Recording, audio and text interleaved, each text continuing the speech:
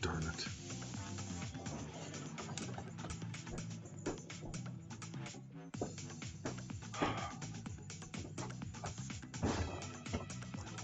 Wonderful.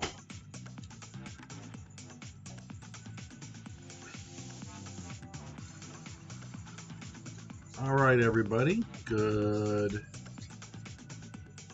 afternoon.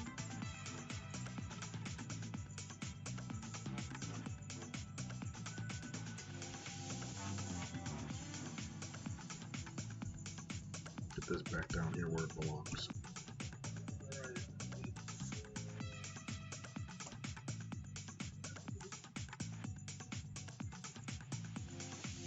All right, so the market has continued to drop like a rock, and volatility is up quite a bit.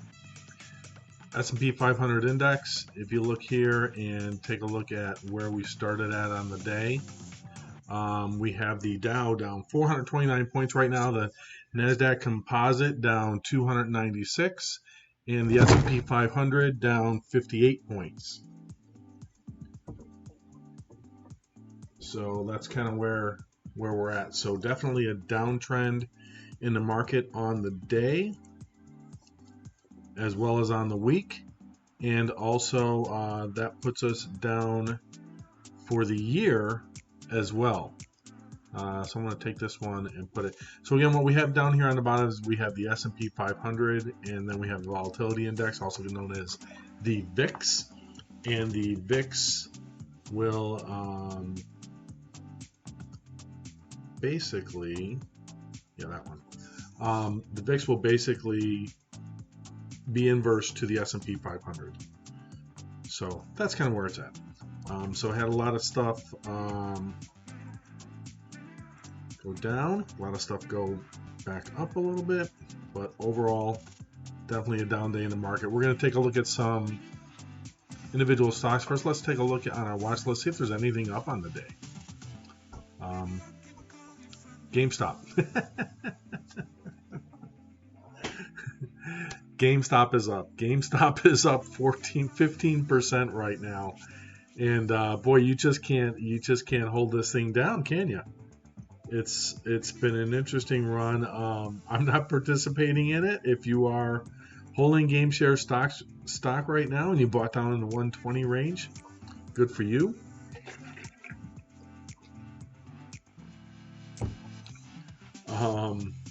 But the that's funny. All right, so let's take a look at the GameStop. We have AMC down 18 cents, so that climbed back up again as well. I bet Rocket is up. Let's see, Rocket. Nope, Rocket's still down $1.65. So AMC climbed back after its low on the day of 750. So from 750 to 1837.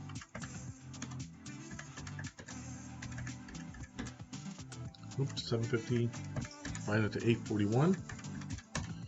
It's up 11% off of its bottom. Still down 2% on the day. But GameStop, let's take a look at that one because that one's flying again. And it is up $17. Okay. Take a look at oil. Oil up 4%. U.S. oil is up $1.69. That was up as high as $2.43, $43.46. So it's up it was up a couple dollars earlier. Some of these have climbed back over the last couple hours that we've been offline. And what happened was Jerome Powell decided to speak. And of course, when Jerome Powell decides to speak, markets move. And the markets moved in a negative area. So let's take a look. I'm going to pull up the S&P 500, and it's going to show, see if you can guess where Powell started talking. Where do you think he started giving his speech? The Wall Street Journal, and we streamed that on our earlier stream, so if you want to go back and watch that, you can, and it will be 3 hours into the stream, right about 3 hours and 5 minutes into the stream of this morning's stream is when Jerome Powell starts talking. So that's where it's at. Hey, we have somebody here. Hello. Good to see you. Thanks for stopping by. You dropped in on a very down day in the market. So we have Jerome Powell started speaking at 1 o'clock this afternoon, which is noontime Eastern, which is 9 o'clock Pacific, and he started speaking. From the time he opened his mouth, S&P 500 dropped almost 3%, recovering back up to still down 2.28. So right now, The S&P 500 is down 1.78%. The NASDAQ Composite Index is down 2.46%. And the Dow Jones Industrial Average is down 507%. So not a very good day. Everything's on the down. We're going to take a look at the heat map. Now, before I pull this up, I'm warning you, it's going to be super red. And there it is. So the way this works is if it's a dull color, it means it's barely changing. Like Facebook is up 0.03%. Google is up. But again, like I talked about earlier, things that will do well in a down market, anything energy related. So we're talking about stocks just like ExxonMobil. ExxonMobil up $1.25 today. U.S. oil up $1.64. So not everything is red on the market. Boeing was up earlier. Let's see if it stayed up. But then it dropped $6.84. So this one, here's a huge move. Boeing went from 237 as a high down to 221. So we take 221, divide that into 237. It dropped 7% off of its high for the day. But the main thing is the S&P 500. And so this is really where you don't panic. And if you hold stocks or stonks, again, the big mover today, we have GameStop. Looks like it's doing another one of its little runs. And pulled back off of the high of the day. Got all the way up to 147, spiked all the way up to 147.87. Now it's pulling back a little bit, back down to 137 or so. So not bad there. But it's something that I'm not participating in that one. I do happen to own quite a few AMC calls. These are options that are very, very risky. They expire on March 19th, but I actually own the $4 calls. So as long as AMC closes above $4 a share on March 19th, I'll be what's known as in the money. Chances are I will sell those before that happens. And I happen to have 30 of those AMC calls, and those AMC calls basically give me the right, but not the requirement, to purchase 3,000 shares at $4. So 3,000 shares at $4 right now would be $12,000, but 3,000. So for $12,000, I'm going to get the right to buy AMC, and it's currently at 817. So that's 24,510 minus 12,000. I will end up making right about 12 grand on AMC. So everything above $4 basically will be profitable for me on March 19th. So that's still 2 weeks away. So we'll see. That's the monthly options expiration. So that'll be a big day for the entire market. All right, so let's talk about a couple of the other things that we normally go over. We'll come into the cryptos in a minute. Again, some things that I'm big on. Silver. Silver is actually trading down 83 cents right now. I own quite a bit of the physical asset of silver. Platinum, I also own some platinum. And these are hedges against the market. That's why I personally own them. And then palladium. And of course, if you go to, there's an app out there. And that app is called Nextdoor. And it shows your neighborhood what's going on. And what you're going to see on that app is you're going to see a whole bunch of catalytic converters being stolen. And people are out there stealing catalytic converters. So if you have a car and you leave it parked on the street or out front, be careful, because they're taking these, they're stripping the catalytic converters. They can get them in like 30 seconds. You can see it all over YouTube and Ring Doorbell. And they're basically melting these things down for the metal content, which is platinum, palladium, and rhodium. Because platinum, you get 1 ounce of platinum out of a catalytic converter, and you're talking about $1,123 an ounce. So that's something that there's been a lot of thefts on those this year, really over the last year and a half, but it's really come into play. Where I live at in the Pacific Northwest, it is huge, and to be honest with you, law enforcement, they're not prosecuting against it. The county prosecuting attorneys up where I live will not, they're just, it's a free run for them.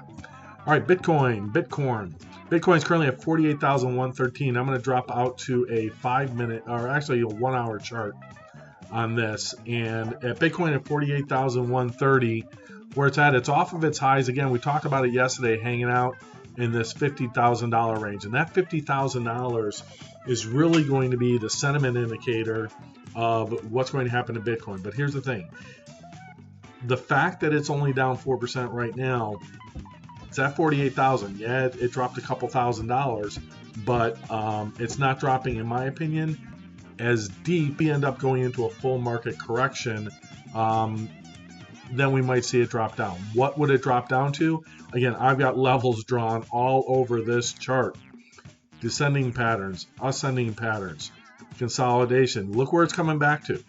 I drew this thing somewhere around in this range. I think I drew this line back a couple weeks ago, and I said this is kind of where that support level is. So that was drawn a couple weeks ago, and look where we're at. The 50-day and 200-day moving average came right back down to where I had drawn my initial resistance lines, which now are turning this into the new support line.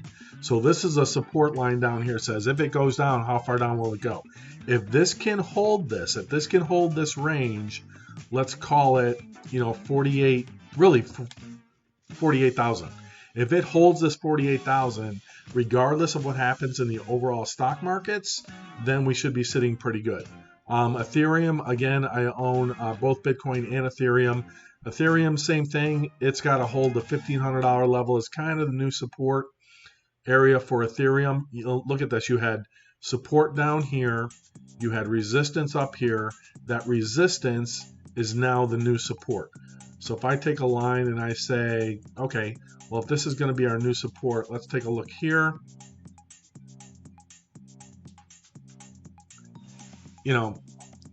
Call it 1550 or so. I had my buys in. If I were looking at Ethereum right now, I would be looking to repurchase. It used to be 1450, but if it holds this over the next couple days here, depending on what happens overnight, this is a market. This and Bitcoin are open 24 hours a day, 7 days a week. You can trade these. You can trade these on exchanges in the U.S. Depending on what state you live in, you can buy them on Coinbase. You can buy them on Binance. You can buy them on Bittrex. So there's a lot of exchanges that you have.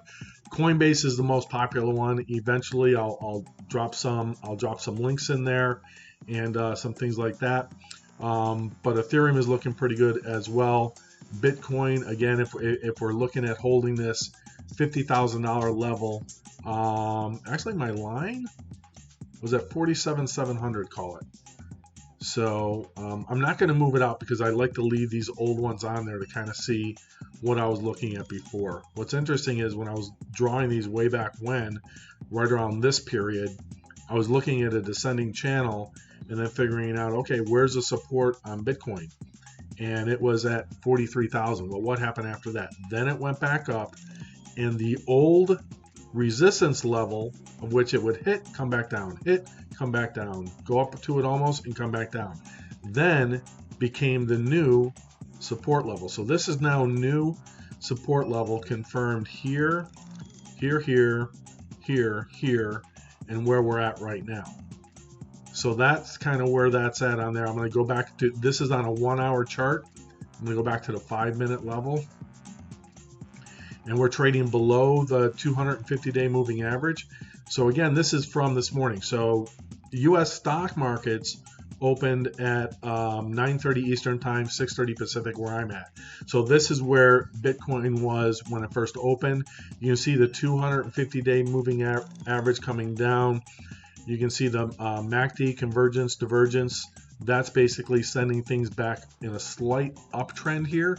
When the blue line crosses over, I have some things programmed in that kind of help me confirm whether I want to buy something or whether I want to sell something. What's interesting here is if we go to a 30-second chart, and you can actually watch this. Right now, it's on a buy signal from right about 40 minutes ago. It put a buy signal in on Bitcoin, but it's been pretty much flat and consolidating. And the reason why is pretty much with what the stock market is doing. So the first one, back to the stock market, we'll go into the VIX.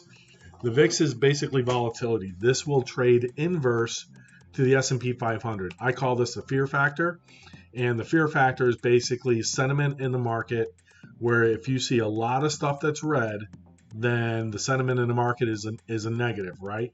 Well, Jerome Powell came out today, and he basically started talking at 9 o'clock my time. This is where he started speaking, and he spoke for about 30 minutes. The volatility went up. This is not good. This is negative. So if we look at SPX and we say, okay, so what did Powell say and why does it matter? And who's Jerome Powell? Well, Jerome Powell is the chairman of the Federal Reserve. And this was streamed, if you look at my morning stream from 3 hours into that stream, about the 3-hour mark is when Powell starts speaking, and he spoke for about 15-20 minutes or so, and you can see what he said. The Wall Street Journal did an online jobs forum for people that are looking for jobs, and he was the keynote speaker this afternoon. So what he talked about, the last question they asked him was, hey, your term is up in about another year, do you plan to stay? And he wouldn't answer the question, and he's not going to answer that question until it happens, but he is not going to stay. We will have a new Federal Reserve chairman a year from now. The prior Federal Reserve chairman, Janet Yellen, is now the Treasury Secretary. And so what Powell talked about that caused the markets to basically go down, and you'll see me on the stream, I kind of called it and said exactly what was going to happen. It dropped down almost 3%, came back, now we're down 1.69%. Okay, here's what he said. Couple important things. They buy assets. You may not know this, the Federal Reserve is out there purchasing assets. They also create money out of thin air. Okay, so what's the US dollar backed by? US dollar is backed by nothing. It's a worthless piece of paper. Okay, it's not backed by anything anymore. It used to be backed by gold. Nixon and the federal government took us off the gold standard in 1970. Okay, so being off the gold standard, now we're back just holding by the full faith of the government. What he said was that inflation, they want above 2%. It's a little bit below 2% right now. They want inflation to go up. Treasury rates are going up, are going up as well. As Treasury rates go up, stock market's going to go like this. And he said, what tanked the market, I'm going to paraphrase here, but he basically said, if inflation comes into play, we are going to be patient, which means they're not going to do anything. They're not going to cut rates, and mortgage rates, as we saw yesterday, going back up again. I think we're 3.13% or so on a 30-year mortgage rate.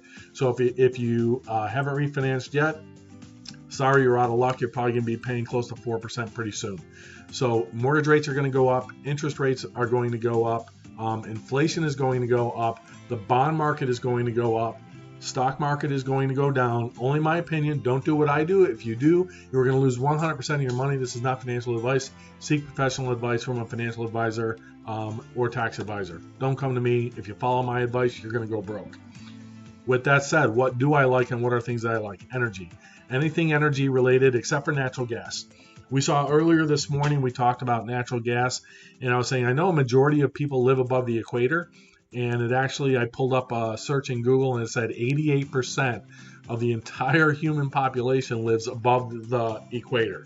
So what that means for natural gas, okay, summertime's coming.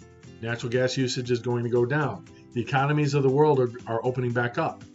Oil prices and your gas prices have already gone up. We saw that this morning, $2.97 per gallon. I think that's going to go to $4.50 a gallon. And then I related that to a company. And the company I related that to was US Oil. And so if we look at US Oil, and they're up $1.82 today, I set an alert. Let me go over to the 1 hour. Or no, I'm sorry, the daily chart. I set an alert and I said, okay, if average gas prices go from $2.97 up to $4.50, okay, which I think is going to happen, and I'll go over why in a moment. But if that happens and those gas prices spike up, the difference between $2.97 and $4.50, I correlated that to the price of US Oil shares. Okay, and I said, okay, if US Oil shares hit 70, that's nothing. I probably have a low estimate. This thing used to be back up around $129 or so, but it's had a huge run off of its bottom in March or in April, because it lagged a little bit. This basically runs along with the price of oil. We talked about earlier today where the price of oil has gone up per barrel from 21st of April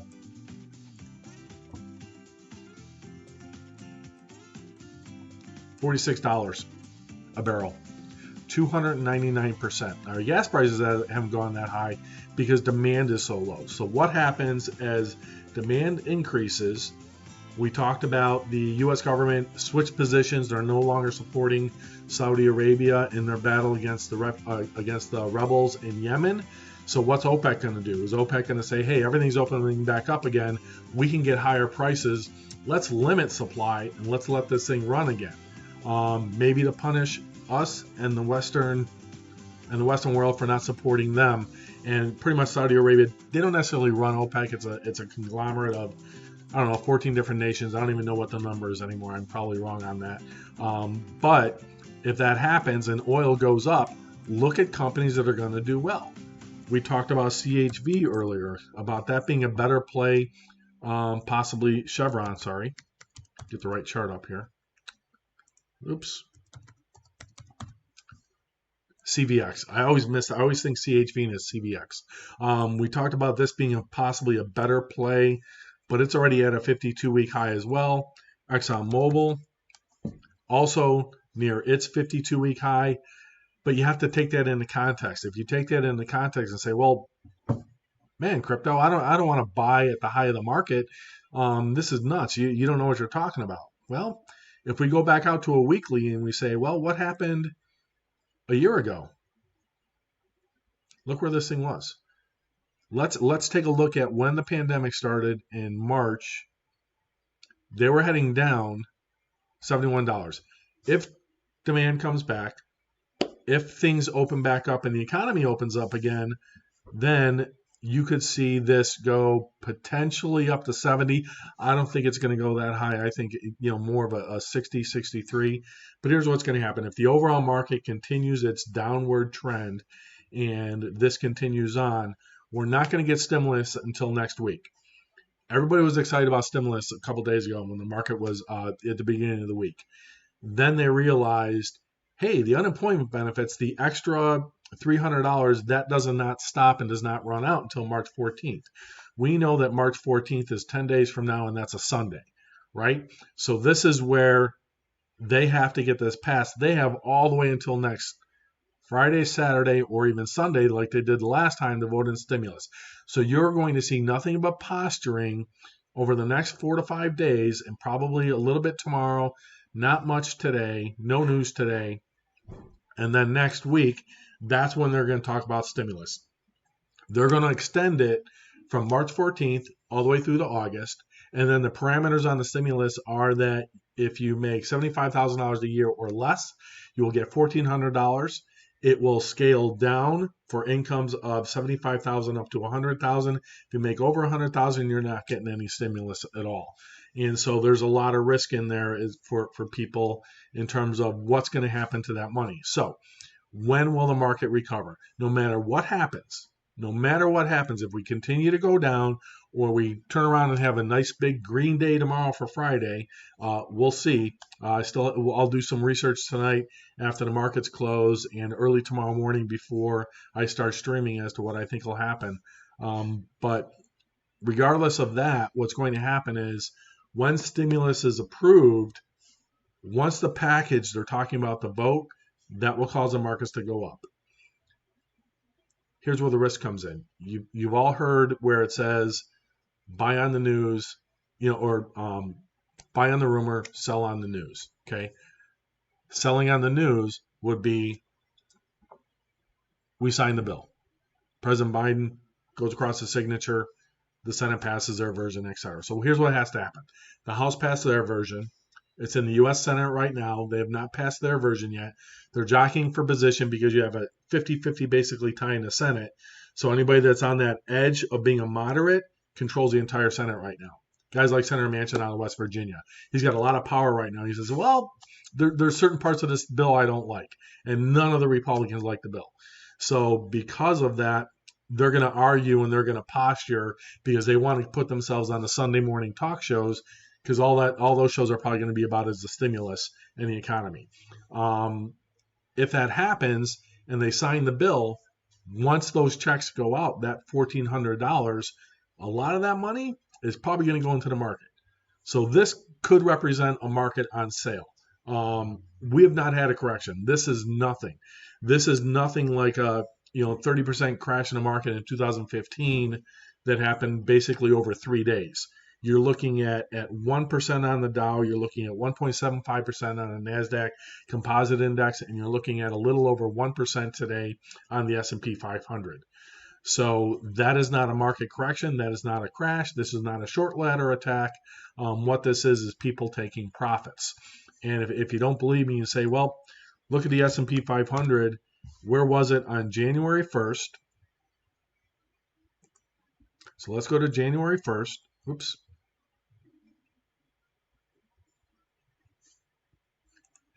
And January 4th is when the market opened. Okay, so here we are.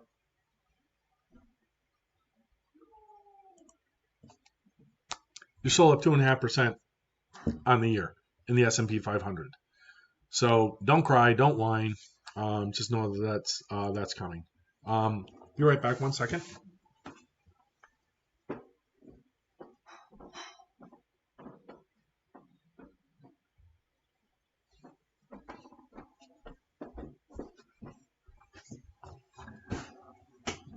Okay, so let's go. So let's take another look at U.S. oil. Again, there's a huge opportunity in this ETF, but it's risky. It is not a stock. It is not an equity. My goal on this thing is to turn around and get it at 100. I don't even remember my cost basis in this. Let's see. What is my cost basis? My average.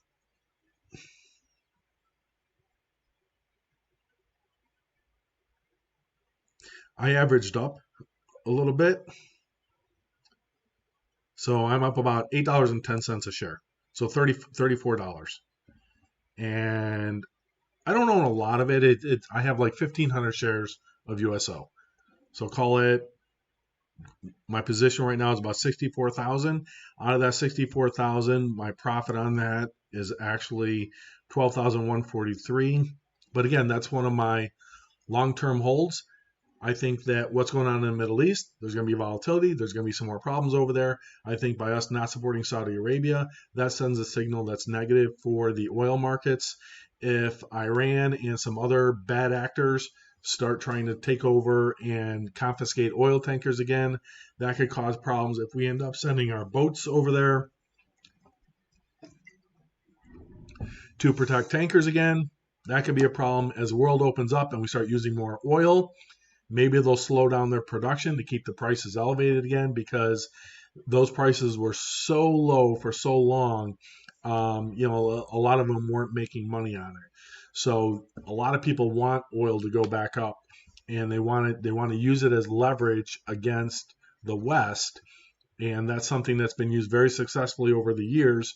And the new administration has basically signaled to them, do what you want.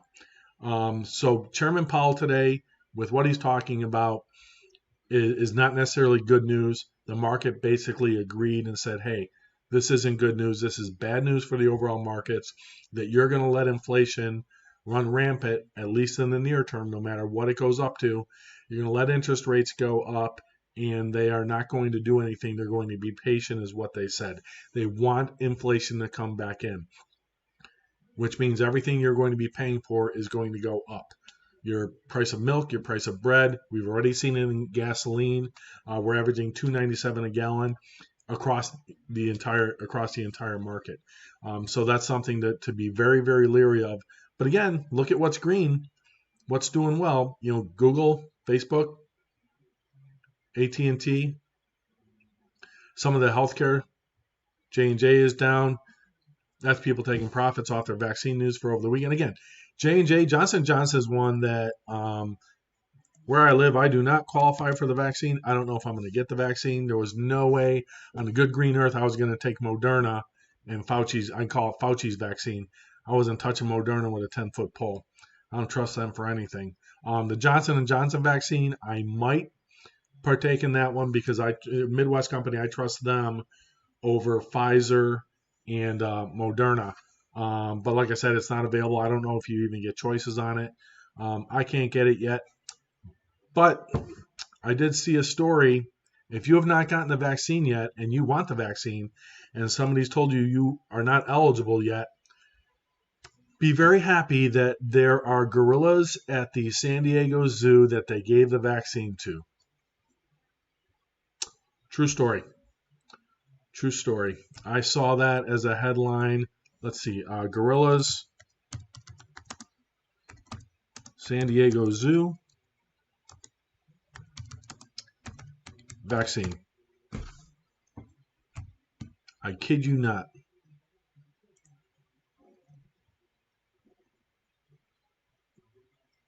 Last night. Gorillas at the San Diego Zoo are the first non-humans to be vaccinated against COVID-19. Way to go. We know where we go. Will this lead to Planet of the Apes? I don't know. We'll see. But the fact that they're giving gorillas vaccines and people like myself are somehow not eligible to get it can really tell you who's being canceled. I'm not against apes getting vaccines, but what this tells me is the following. If you look at the, let's see, COVID dashboard,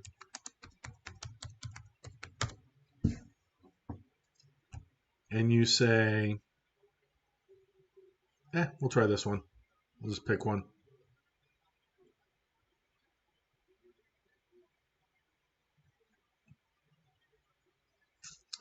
$2.5 million deaths, which I still think is less than the flu. 2.5 million deaths reported. I missed the U.S. one. Hold on a second. Let me go back here. I thought I saw. Oh, here we go. This one. And this might lag a little bit. I apologize because I'm running all this on a laptop.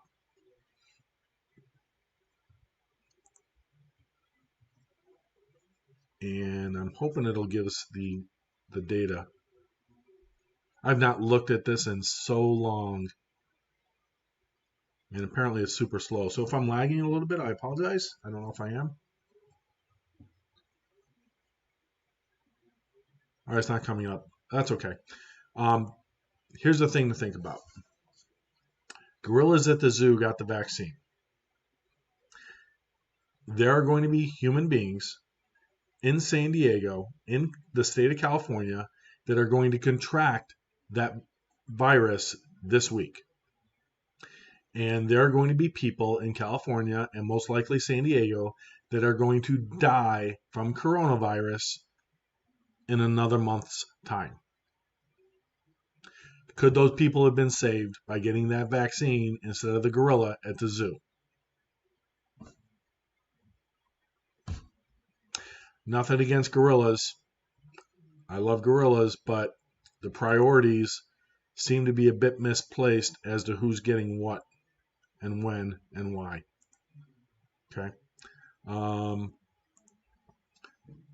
So back to the markets. Anything energy related, again, is going to be good news. We're into the power hour, so let's take a look. So power hour is basically the last hour of the market, and we'll take a look at the S&P 500. Still down. We're down 48 points on the S&P 500, but well above the 50 and 200 moving average. So, that's on the daily. Sorry. Let me go back to the 30-second chart. Still above the 50-200 moving average. Now, the 50-200 moving average represents the last 50 candles. These are candles, and the last 200 candles. And so when we're above that, or if it crosses, it can tell you what the market's doing. So, for example, down here, you could see I had a buy signal over here, at 11:39, so about 30 minutes ago. Told us to sell down there, buy again up here, sell down here. It's still on a sell signal. So it has not confirmed the buy signal. However, look, this is about to cross. So let's watch this candle. There's 10 more seconds on this candle. Let's see if a buy signal shows up on this bar right here. I'll take the mouse away. Nope, it went down. So that's a doji right there. That can represent a turn from where it was going. So each one of these represents 30 seconds of the market. The green arrow is the volume weighted average price. That's known as VWAP. And so what we're looking for to turn is we're looking for the volume, which is indicated over here. And these are moving average convergence divergence. When the blue line crosses the red line, that tells you that it's going to turn and start going up. When the red line crosses the blue line, it starts going down. And it's not an exact science, it's more of an art, but it can tell you what might be going on in the markets.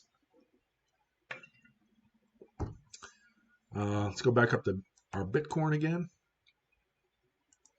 I call it Bitcoin. Oops, click on it. So this is another one. Yep, we're in auto mode here. So sell signal up here, sell over here, buy, quick sell. This red line is where the market is going to be at, is where it's trading at right now. And then over here on the bottom, it tells you where it's at last 24 hours, down $2,700. And that's gonna trade for the most part with the market. Okay. Ethereum, 1500 again. If it holds this 1500 level, I feel pretty comfortable there. My last buy was at 1450 on Ethereum. So 14 was that 1% or so, divided into 1512. So my last buy, I'm up 4% on from the last time I bought it. I might look at it again. I'm still comfortable with where I'm at. I have some dollars in cash that I can devote to more, and I'm accumulating that. That's going to be part of my eventually quit everything and retire job, because I'm going to end up staking Ethereum, which it takes when it moves to 2.0, and I'll end up doing some videos on this, but when Ethereum moves to 2.0 and you can no longer mine coins with graphic cards, they're going to allow staking, and on that staking, if you pledge your Ethereum, like let them custody it, let them hold it, they will pay you about 8.5% interest. So I'll pick up 8.5% interest on what I own in addition to any price appreciation in Ethereum. So that's one of the income streams, passive income stream, which means I don't have to do anything on it. I'll still get income based on it. That's part of my plan. I can start staking today, but I don't want to, because everything will be locked up. I don't think 2.0 on Ethereum is going to happen until at least 2023. People are talking about this summer. Ain't going to happen. I've been in this space since 2017. I've done a lot of research on it. That's going to be delayed till at least 2023. They still have some security things that they're looking at.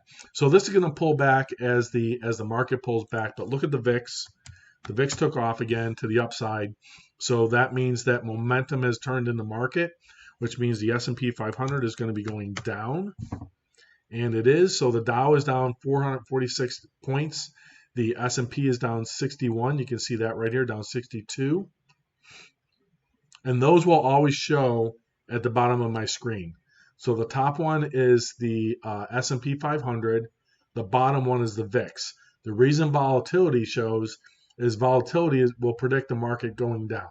So in other words, as this went up, look what happened. It didn't start dipping till over here, but this already went up. So as volatility increases, the fear of the market increases, it'll lag slightly, and the S&P 500 will start dropping, because this is the volatility of the S&P, and it basically represents what's the sentiment of the overall market, and people use the S&P 500 as a mainstay. And we can watch this for a little bit. So 30 seconds. Let's see if it comes up now. It's above its 50 and 200 moving average. Make sure you hydrate, folks. Okay. So there's one candle going up. So we're still on a sell signal from over here. at 37.77. So 37.62, 37.77 minus 1. Oops. 37.62. There we go. So it's 1%. It's gone down 1% since they gave a signal. There's a buy signal. It just came in. Okay. So now look at the VIX. The VIX is also turning down. I did not buy here. These are indicators that I use to help me confirm. I don't have a confirmation yet because the blue line, convergence, divergence, hasn't crossed the red yet. But the fact that this is slowing down, I could take a risk, go into something now, like the SPY, okay, which you can purchase. SPY is a symbol, and you can use that. So I would use my S&P 500 index to consider if I want to make a buy on the SPY. Look at that right away. Whoop, had a sell indicator. Again, because it didn't drop, even though it gave this signal, I look for confirmations on what's called a MACD, moving average convergence divergence. And this is set up to tell me about moving averages and sentiment and volume. It takes volume into consideration. And there you go. There's your sell indicator. So because these didn't cross, it's not necessarily a false buy indicator, but I don't use it as my go-to for everything.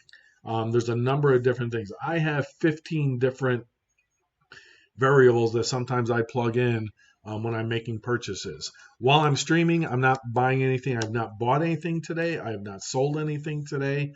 I'm just kind of hanging out on the market and seeing where it's going to go. But it's definitely a red day all around. Let me check my. Yep. Even my retirement account, I'm down $292 on.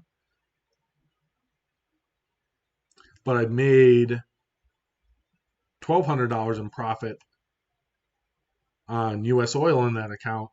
But my Ford, I've lost $1,400, so I'm down $260 on that account. And maybe at some point I'll show you guys my accounts. We'll see. Not today. So again, it didn't confirm it. It's still hanging out down here, this 30-second play. Looks like the VIX might be settling in, which means the S&P might balance a little bit here, so we might get a little upswing. If it does, let's see, there's one candle. Down. What you look for is it making higher highs and higher lows, or higher lows, lower lows and lower highs. So lower lows, lower highs, market goes down. Higher highs, higher lows, market goes up. So everything looks like it's just going into consolidation right now.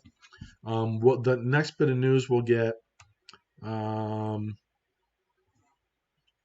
be till about 12:45, 12:50, or I'm sorry, at 10 minutes before market close. There'll be a couple movers that I'll look and I'll see if there's imbalances in the trades. And what that'll tell us is a final sentiment check, like something like AMC, where they're down 59 cents on the day. GameStop up 5%, but they were up what, 15? Yeah, they ran all the way up to here. They ran up to 147 and dropped down to 130. So 130, 12%. Somebody at the top of this candle, top of this wick, okay, bought this thing at 147.87. They are now down 12% right now live, okay? And they're wondering, what the heck did they just do? Well, they thought 147. They thought it was going to go even higher, and that didn't happen. Now, this whole phase here, that's called consolidation. So everything's consolidating in this on GameStop. We'll see if we get a run towards the end of the day on it, but probably not. Tesla. Again, my Tesla, I missed the entire run of Tesla, the last one. I sold my Tesla shares back in here.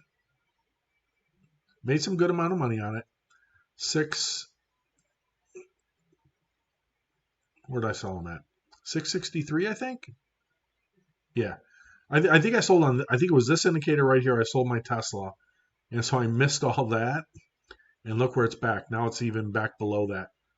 So sold at 663, missed out on all this, but that's okay because it's down even lower than what I sold it for back in December. Wouldn't touch it with a 10-foot pole. But if you do want a very, very enjoyable video, if you haven't heard of what SpaceX does, they've got these rockets that they're launching down in Boca Chica, Texas. And down in Boca Chica, Texas, they are basically launching these things up to 10 kilometers in the air. So the rocket, let me get a pen. Rocket goes up like this. Oh, let me put it over here. Rocket goes up like this. Then it settles and it kind of starts to come down like this. And then they try and land it with a maneuver that goes like this, and then land. Well, so what it did was it went this, bounce, land. And then about 10 minutes later, the whole thing blew up again. So it's the third one in the last like 2 months that literally the thing has landed, or this is the first time they landed one on this particular rocket. And this is their Mars one that they're looking to send people on. The last two landed so hard and just blew up immediately. So the one yesterday landed, did a little bounce like this, very subtle, and then just it didn't shake or anything else like that. It looked to me like it was leaning just a little bit. The landing legs are crap. They got to improve those too. But these are all just test subjects. These are test dummies, basically. They're basically test dummies. They're running a car into a barrier. They're running a rocket into the ground. And I think he calls them RUDs. So what Elon Musk calls a rocket that blows up is, let's see, SpaceX. And I want to get the term right. Rapid, unexpected, rudding. What's it called? There we go. Rapid, unplanned disassembly. So every time Musk crashes a rocket, his people will say, well, it landed successfully, but then we experienced a RUD. But overall, it was successful. And the RUD is basically rapid, unplanned disassembly. It's just it's like his boats down in Florida, the ones that the booster rockets land on down in Florida, the barges. One of them is called Yes, I Still Love You. And they actually named the barge that thing. And it's just hilarious that these engineers have finally been allowed, because they're private companies, to use their sense of humor when describing massive disasters like their spacecraft blowing up. So it was it was something that I wonder if, let's see here. I don't know if we can watch this or not. Let's see. Watch on YouTube. Oh, let's see if it pulls FAA licenses intact. That's 14 minutes. Let's get the landing. Thanks. Okay, here's the... Up on T plus 4 minutes. We're at 10 kilometers. We've gone into the hover. We're still being powered by the single... So here's the maneuver. The first maneuver.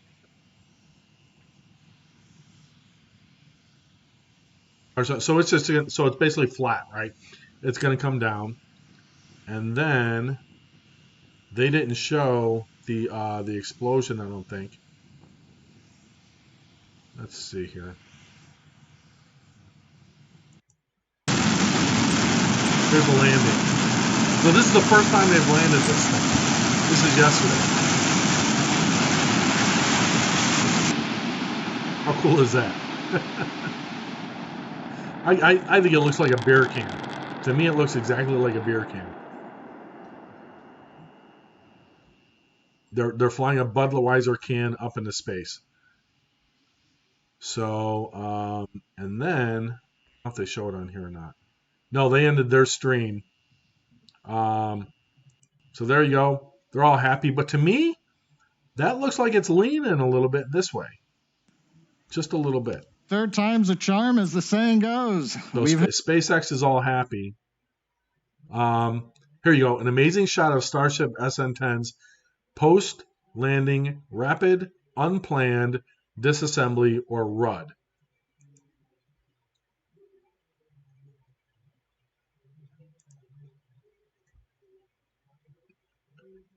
If it plays. I mean, I can. This said YouTube, but I don't think this is YouTube. All right, that doesn't want to cooperate. You can go on YouTube and you can search it and you can find it. But that one doesn't want to seem to want to play. It might be behind a paywall or something like that. Who knows? Let's see here. Let's try this way.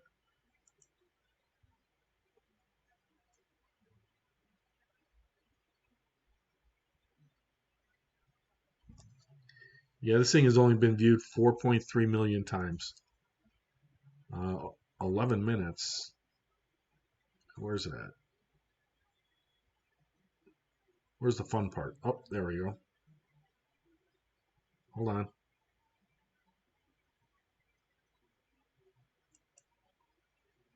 If it plays. So we've got a little over 35 minutes left in the market. Dow taking another downturn.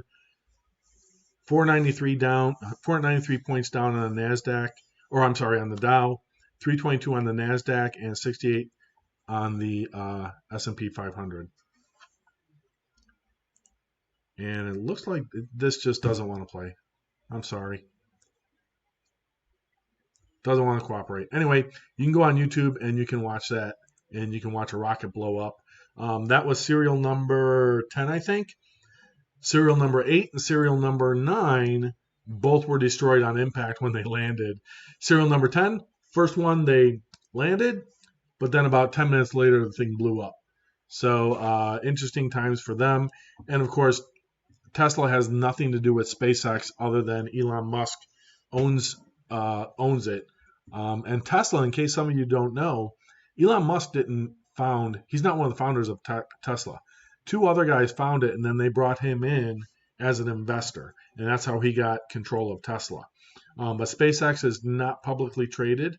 But one of the things that you don't know is I qualified for, and I'm going to be getting his Starlink internet service. So I'm on the wait list. I was on the wait list. I pre-ordered it for $100 because they opened up the invite to me. And if it works, I'll let you know. But I might not get that until they said later this year. So I gave them $100 now. It'll cost me $500 for the little dish, and then I'll be able to get SpaceX internet, and I'll be able to get rid of my current internet provider, Comcast, which I can't stand. But they are fast, so I'll give them that.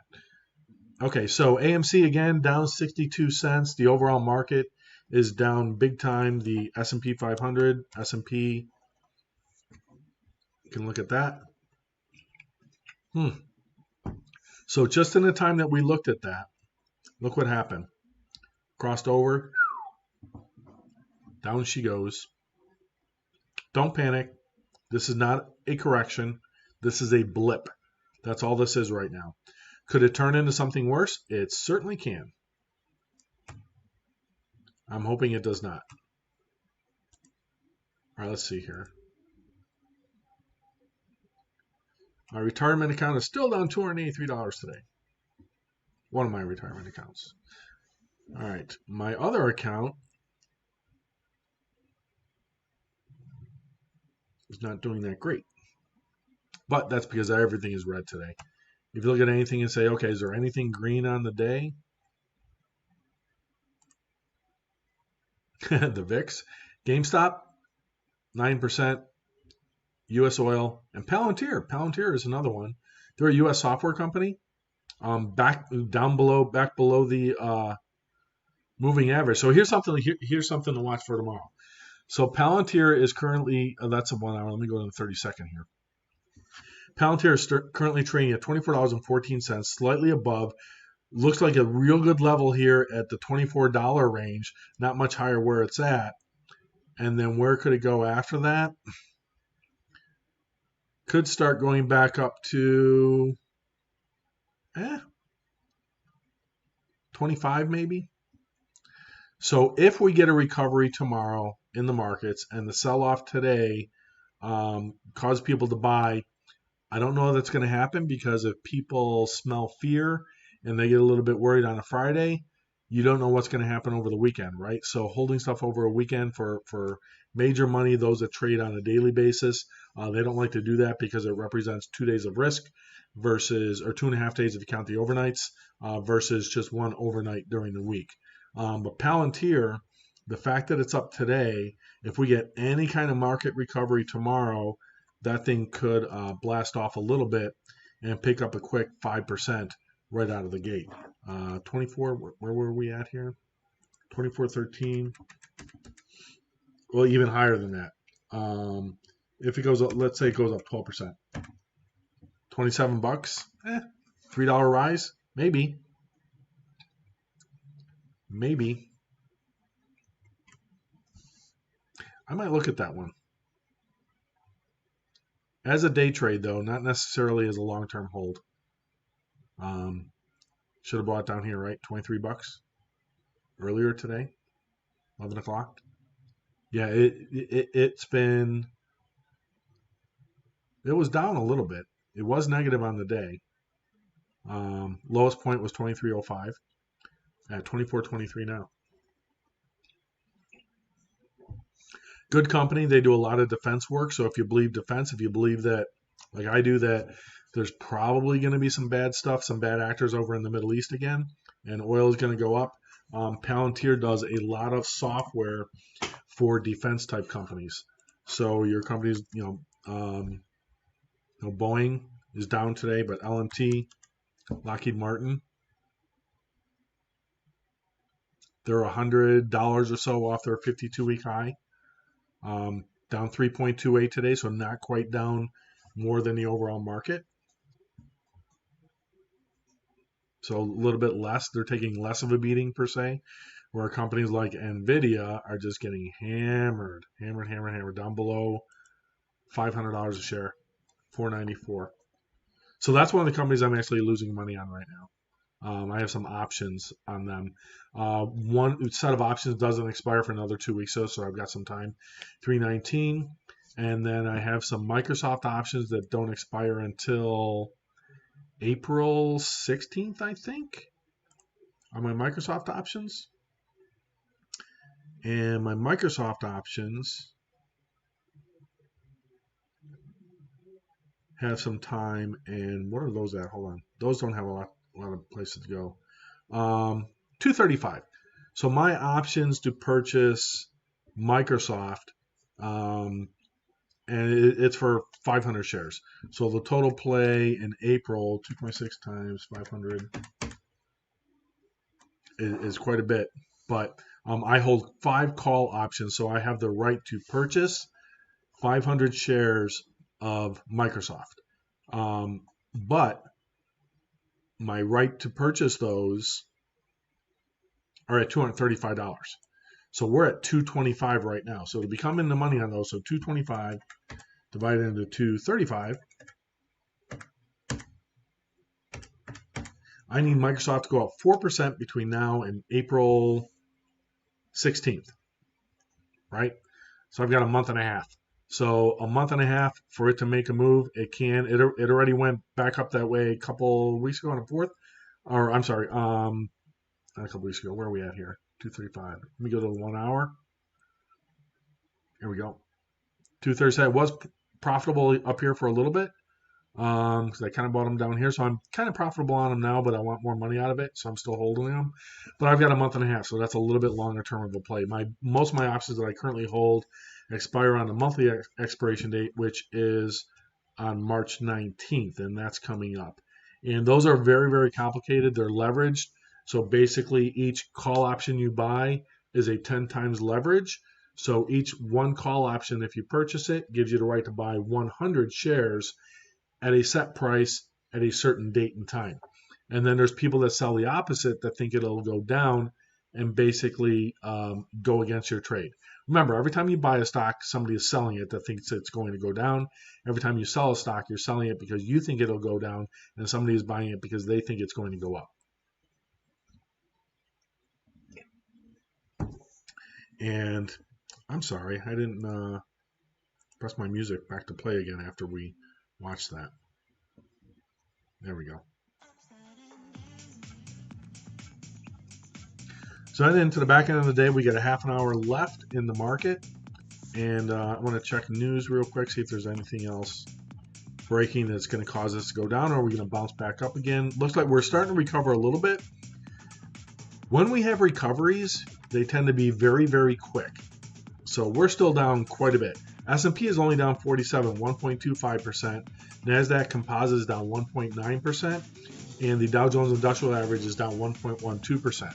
So if we recover at any point today for the last half hour, it'll be a quick recovery. So if we look at the SPX and ride that one into close on 30 seconds.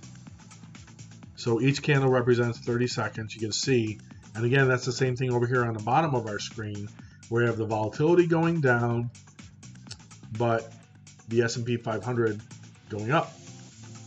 So that could be good.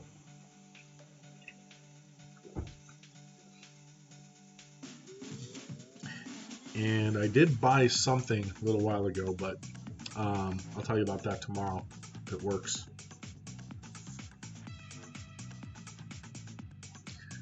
So again, we got a nice buy indicator down here at right about 8 minutes ago or so. Okay, and then riding that up. So right off the bat, if you were day trading something like this, 0.5%. So how do you make $100 in the market? You make $100 in the market by putting $5,000 in play and having it move 10 cents. Okay. So take 500 shares times 10 cents is 50 bucks. So if you had 1,000, I'm sorry, 20 cents. So 500 shares times 20 cents gives you $100. Okay. 500 times 20 cents. So let's take a random stock. Let's take Boeing, for example. Remember, 20 cents. 500 shares of something. Now 500 shares of Boeing isn't going to work for you because that's $112,000. Okay. Let's find something. AMC. Here we go. AMC.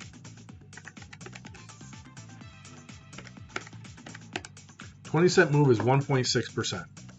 If we take a look today, and we look at today's run of AMC on a 5-minute chart, okay? Let's take our first buy signal here, and let's say you missed it. You weren't paying attention, you were away from the computer, whatever. Let's say you bought it right here, and then they told you to sell right here. Well, there's 7 cents. Okay, that's a little bit. But look at this one. If you bought on this candle, 23 cents. So what did we just say? 20 cents to make $100. Okay. My expenses. Okay. Here's the truth. My expenses are structured such that I need to make $196 profit trading per day, pay every one of my bills each month. Okay.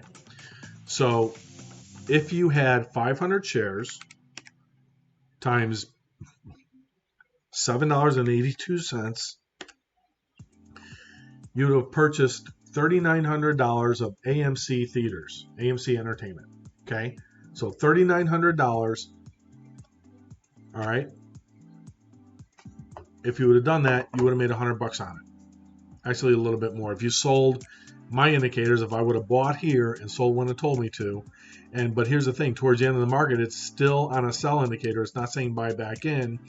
We got the MACD well above the line, above the 0 line, and we have the red line above the blue line. So we would need a confirming buy signal, and then we would need the blue line to go above the red line, and then I might take a trade. In other words, I have rules. And my rules are basically such that I can take my rules, and if I stick to my rules, I'll be profitable because I don't have to be profitable all the time. I don't even need to be right 50% of the time. What I have to do is, what I try and do is I try and make sure my profits are twice the amount of what I lose. In other words, if I profit $2, hopefully, here's the zero line, hopefully I'm only losing $1. By doing that, I don't have to be right all the time. Trading in the markets, making money in the markets, investing and making wealth in the markets is really dependent on minimizing your losses. If you can minimize your losses, then you are going to do a lot better to manage your financial future to a way that is going to allow you to do what you want to do. Okay? This is what I want to do. I want to teach people. I want to educate people. I want to help people make some money. Will I make money off of it? I don't need to be honest with you. But I enjoy doing this. And so if I can give back and actually make money on it down the road, sure, that'd be great. Thanks, Twitch. I would appreciate that. And YouTube, because we're streaming on both YouTube and Twitch right now. But that's not the reason I'm doing it. I'm doing it because I want to keep busy. I think that I can add value to different things. If you scroll back and look at this morning's, if you're watching this stream later on, if you go into my morning stream this morning, that I streamed a half an hour before the market opens, which is 6 o'clock in the morning my time is when I start my stream.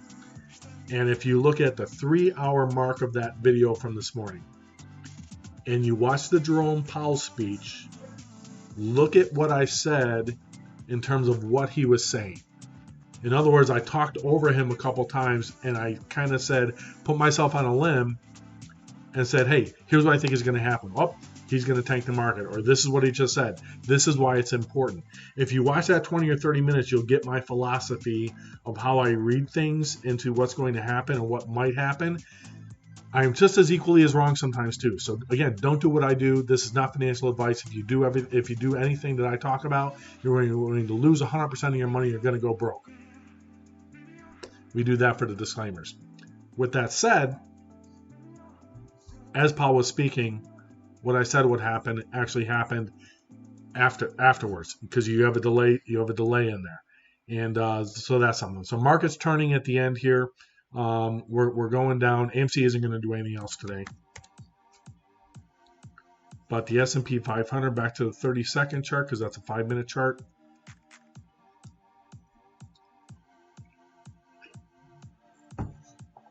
That's going down, and again, we saw the turn.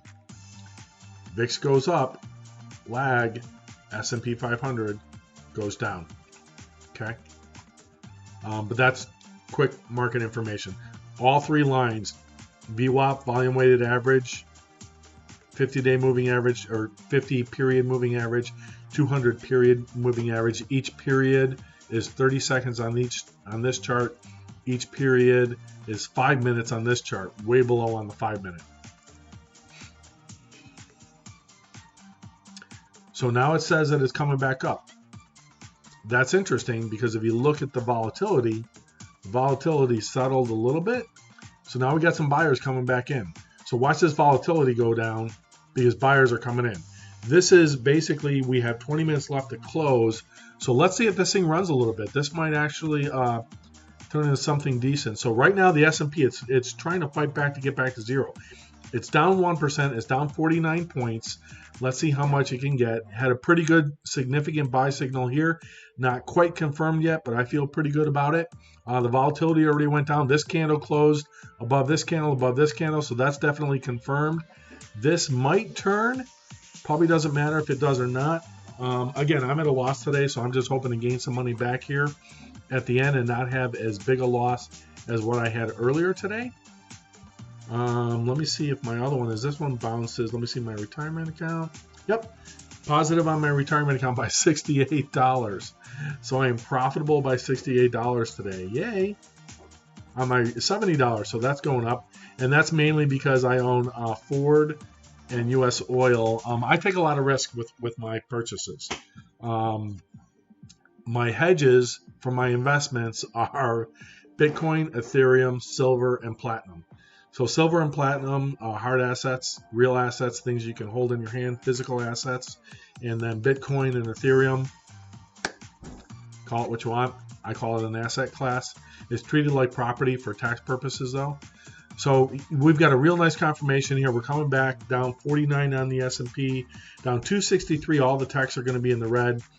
The Dow is down 351. Here's the heat map. These are all delayed by 15 minutes. Okay, everything dull gray is barely a loss. 0.11%, 0.1%.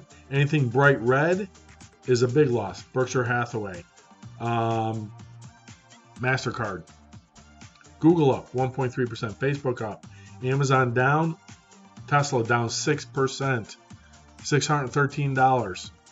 Okay. And now it's settling down a little bit, and there's a big sell. Boom. So, but by the time this sell indicator opened up on the S&P, this candle was already down here. You're already too late. So you'd be losing money right now. So that's basically a fake out. Again, it never confirmed. The blue line never crossed the red, did it? So even though you had a buy signal, convergence, divergence never crossed. Therefore, no confirmation, at least my rules, my buying strategy. So I did not make a play there. I did not buy it. I don't think I would have. I'm done trading for the day anyway. I could make a trade, but I'm not going to. And that probably just turned my account negative too. Listen. Went from up $70 to down 74 or down $54. So interesting. Of course, a couple that I like watching. Ford is down today, a little over 2%, but U.S. oil making money there, up 4.5% because oil is going to go up, and it's going to keep going up. In my opinion, I could be wrong. I'll be 100% wrong. We'll see. So this is just consolidation. It doesn't know what it wants to do. We have 15 minutes left. I'm going to start checking and see if any news shows up here. Let me see. Breaking news. I don't think there's anything else. Exactly what I said. What he said. Fed's Powell pledges patience. Says easy policy appropriate, which means they're not going to do anything. U.S. Senate votes to begin debate on the COVID-19 relief bill. So they voted to begin to discuss it, to have a conversation. NASDAQ tumbles to correction territory after Powell comments. I don't know about that. We're down 1.93%. I think a correction is defined in my head as 10%. 3 strong earthquakes in New Zealand, 7.3, 7.4, something like that. OPEC extends most oil output cuts into April. Did you hear that? OPEC extends most oil output cuts into April. I didn't even know that was news. And that, I'm sure, is why we're seeing this, why crude oil is up 4% today. So watch your gas prices this weekend. They're going up. This is a good long-term play on oil. And I think, again, OPEC, we came out, our government came out, said we do not support Saudi Arabia against the rebels in Yemen. And I think OPEC just gave their answer by extending the oil output cuts to April. So what they said is, hey, we're not pulling as much oil out of the ground. We're not going to release oil into the market because Aramco, largest oil producer on earth, what they say goes because OPEC is basically 14 different countries, and they're not wild about our new policy in the Middle East. And so there you go. So back to the SPX. Going into market close here, 14 minutes left. And I want to see if you look at something like a Tesla,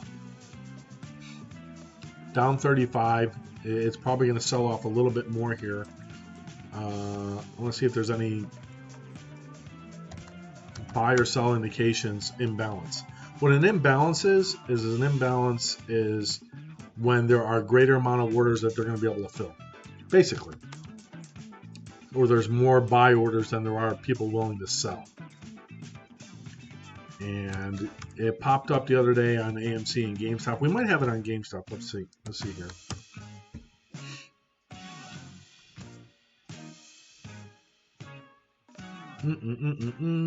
Nothing yet, and 12:47. So we got about another 3 minutes before those might be reported.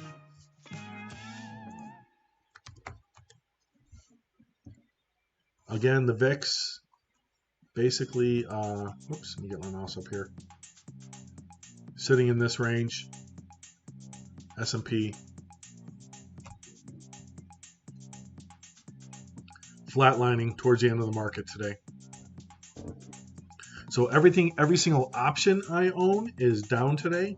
However, I do have some individual equities that are actually up today that are kind of saving my bacon. So that's good, because if I can have kind of a flat day, maybe lose a little bit on a day like today, that confirms to me that I'm probably in the right investments, at least very, very extremely short term. And I'm going to hide my balances because I don't even care what they're going to do the rest of the time, because I know I'm in the right place. All right, so Dow Jones Industrial Average, let's take a quick look at that. Again, down 366 points on the day, 1.17%, but in a little bit of a trend. It bounced off the bottom though, right? So what's the lowest it got today? So it has recovered from its low of the day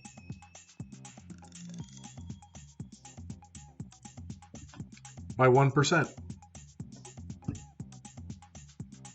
So this thing was down almost 600 and some odd points. 35.47. So 30, or not quite 500. 35.47.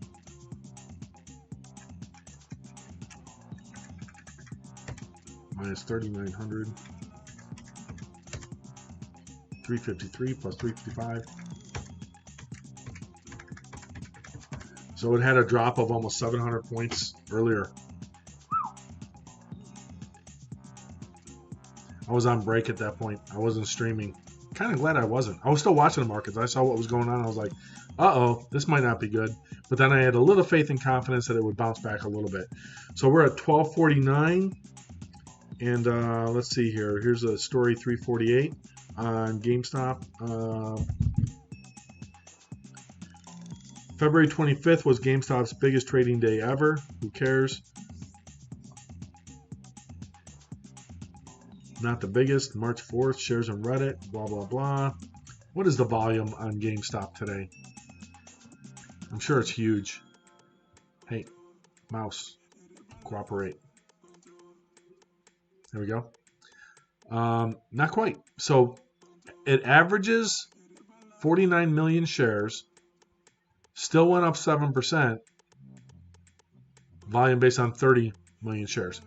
Here's what you can tell. So the people driving this down are people with the paper hands. Things like Tesla. Low volume, probably on the day. Actually double.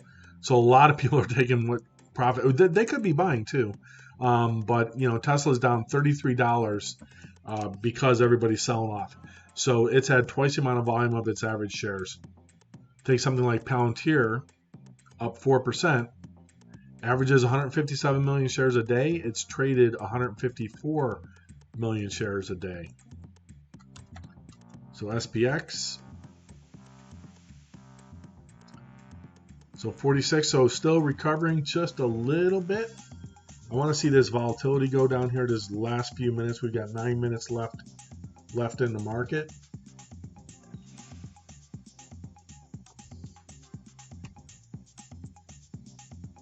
Oh, that one weird girl. Thank you for hosting me. I didn't even see that. Usually I have that the Streamlabs screen I use in the background because I have my brokerage account pulled up for breaking news and stuff. But thank you for hosting me with your viewers. I really appreciate that. As soon as I figure out how to raid, I'll raid your stream. I think I can do it in my dashboard. Let me see. Let's see if I go to Twitch.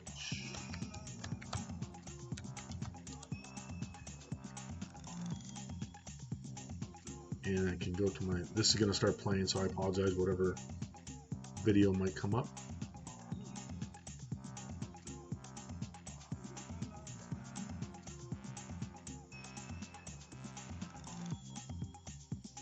Okay, and let me go over Way to bring into. people together in a time we can't come together.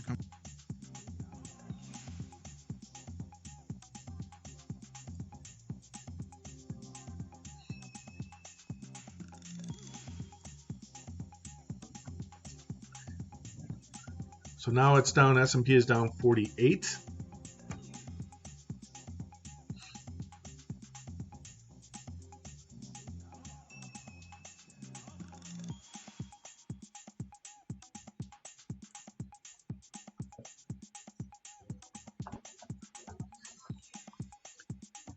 And let's see where we're at here.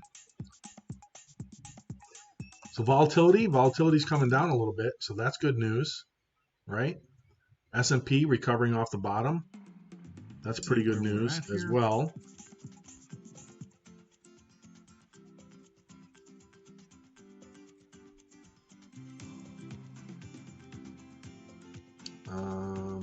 All right, that's not working. So Dow's down 347. S&P is down 50, taking a turn here towards the bottom at the end. And NASDAQ down 274. Looks like no buy-in balance on GME today. Let's see if there's a buy-in balance on Tesla. Probably not. Nope. No buy-in balances there. AMC buy-in balances. Yep. All right, so right now, here's something interesting, okay? I'm going to pull up AMC. Here's why it's back above. It's above $8 again. There is a buy imbalance on the New York Stock Exchange on AMC theaters. So right now, what they're saying is there is a 136,000 share, 136,882 times 8.06. Oops, calculator, fat fingers. 136,882 times 807. So there is 1.1 million shares that should have been, that were bought, that there's a buy imbalance on the buy side. So that's usually good. So that might pop in the aftermarket a little bit, and we'll see what happens in the post market. I'll be off the air for that, but you can take a look at that if you want and see in the aftermarket what happens with that one. So GME, again, pulling back. It was up 9 or 10%, and so settling down, still up 783 on the day, but again, holding levels 132. It closed at 102 on Friday. AMC is at 805. It closed at 801 on Friday. So interesting stuff going on there with those. Okay. All right. So coming up, 5 minutes left in the market. And let's get back to the SPX, S&P.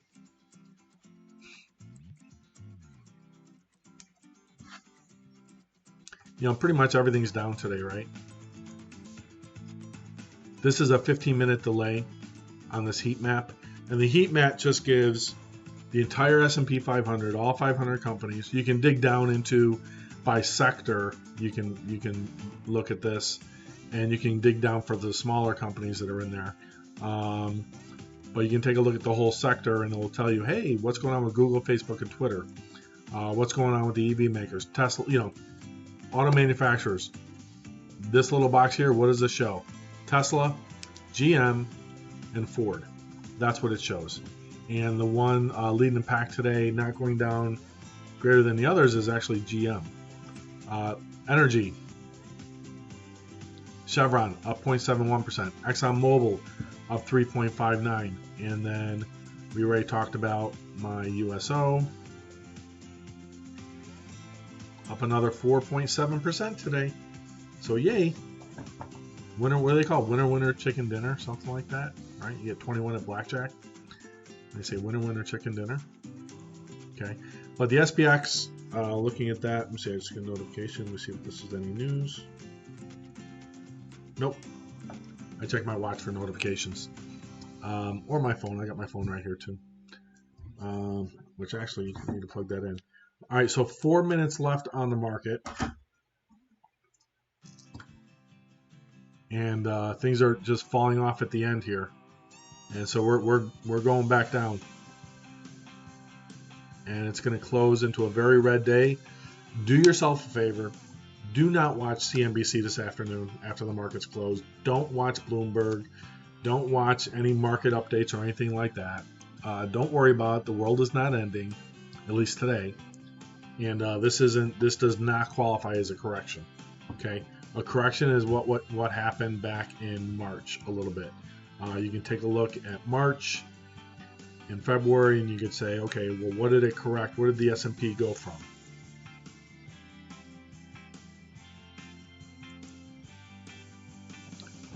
Almost a 35% drop. That was a correction. This does not qualify as a correction. Okay? So we'll hold your hands through it. Don't worry about it. It's going to be okay. And we'll see what happens tomorrow. 2 minutes left on the bell. I need to get a bell. What do I have as a bell? That'll work. My lunch plate. We'll ring the bell at 1 o'clock. And I think I will. I think I've got an idea. Maybe cowbell, right? More cowbell? We'll get a cowbell. And we'll play that Will Ferrell cowbell, one of the best SNL skits ever. And Christopher Walken still talks about it. How Will Ferrell ruined his life. I think is the term he used, paraphrasing. Will Ferrell ruined Christopher Walken's life because Christopher Walken is forever saddled with as being the cowbell guy. Need more cowbell. Need more cowbell, right? But market closes in 1 minute. But it's something that it's just hilarious. Every time I see it, look at the follow story on that one and Google if you can. Christopher Walken hates Will Ferrell. He doesn't hate him. But his comments regarding cowbell and Saturday Night Live. What was that skit, like 20 years ago? Something like that? Maybe more than that. 30, 35 years ago. And he still has to live that thing down even today because of just because of the humor on it. Okay, so here we go. We've got about 20 seconds left before we close. And final wrap, Dow Jones down 394, S&P down 54. Trying to come back just a little bit here at the end. And the NASDAQ Composite Index down 285. So that's not very good. That's a very bad day. Sorry about that. I wish it could be better. But now the equity markets are closed. So I think I'm going to buy a bell. I'm going to go on Amazon. What kind of bell should I buy? We'll see. All right. Let me check a couple things here. And all right, we're good here. Okay, so here's what I'm going to do. I want to go over to here.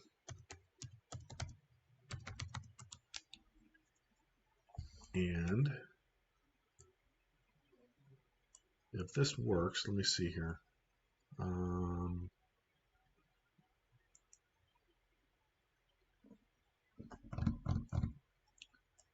Let's see here. Where is my... Count on Steam and actually open that, regardless of what launcher I go through. Let's see.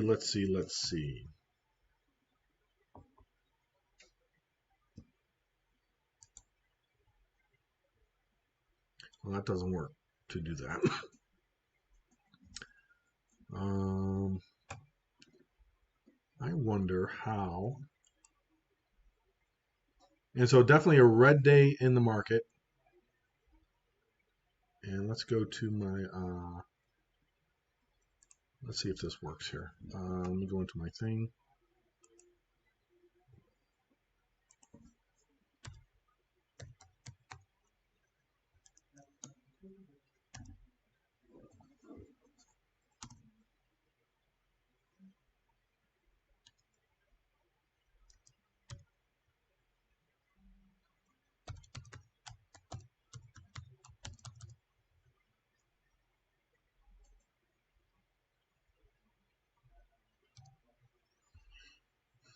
I think that'll work.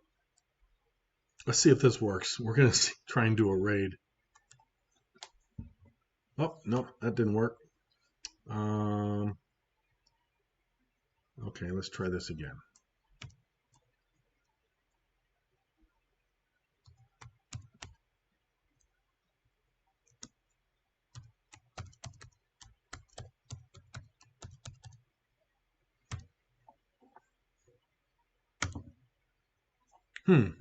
Okay. So I'll have to learn how to rate a channel. I thought you did it from a dashboard, but maybe not. It's coming up on channels to raid.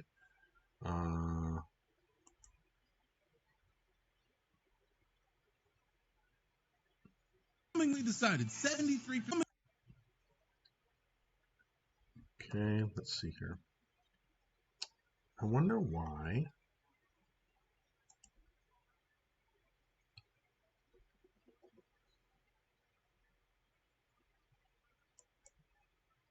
I do it from my channel.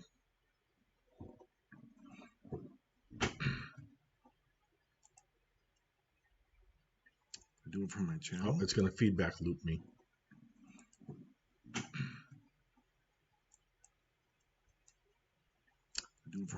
Let's see. Feedback loop me.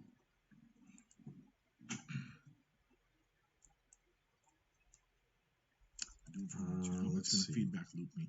Where's it show? Creator dashboard, maybe? I thought I clicked on that one already. Oh, this might be it.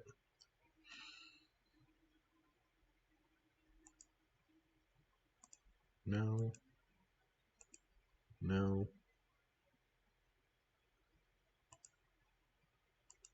All right, I can't find it.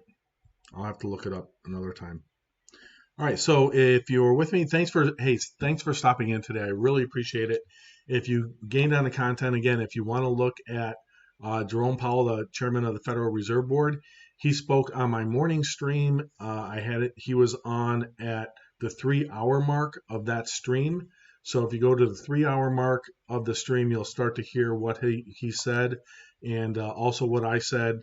He was hosted by the Wall Street Journal today, and I basically was able to pull up the stream and put it on my stream as well. So thanks a lot. We'll see you tomorrow morning, a half an hour before the market opens. So that's going to be 8:30. I'm sorry.